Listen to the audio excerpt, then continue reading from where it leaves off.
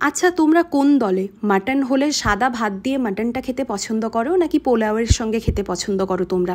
আমি তো সাদা ভাত দিয়েই খেতে পছন্দ করি। তো আজকে মাটন কারি বানিয়েছিলাম, তার জন্য প্রথমেই আমি মাটনটাকে ম্যারিনেট করে রাখলাম নুন, হলুদ, লঙ্কার গুঁড়ো আর টক দই দিয়ে ওই 3 ঘন্টা মতন ম্যারিনেট করে রাখলাম। এবার একটা কড়াইয়ের মধ্যে সর্ষের তেল দিয়ে বড় বড় করে কেটে রাখা আলুগুলো ভেজে নিলাম। তারপর ওই কড়াইয়ে আমি কয়েকটা গোটা গরম মশলা, তেজপাতা দিয়ে একটু ভেজে নেওয়ার পর আমি দিলাম পেঁয়াজ কুচি। পেঁয়াজগুলোকে আমি ভেজে নিচ্ছি আর দিলাম পরিমাণ মতন হলুদ। একটু ভেজে নেওয়ার পর আমি দিলাম আদা রসুনের পেস্ট। তারপর ভালো করে কষিয়ে নিলাম। একটু তেল ছেড়ে যাওয়ার পর আমি দিলাম পরিমাণ মতন লঙ্কার গুঁড়ো। একটু ঝাল ঝাল হলেই এই মাটনটা ভালো লাগে খেতে, তার জন্য বেশ অনেকটাই আমি লঙ্কার গুঁড়ো দিয়ে দিলাম। এবার ভালো করে কষিয়ে নিলাম যতক্ষণ না তেল ছাড়ে।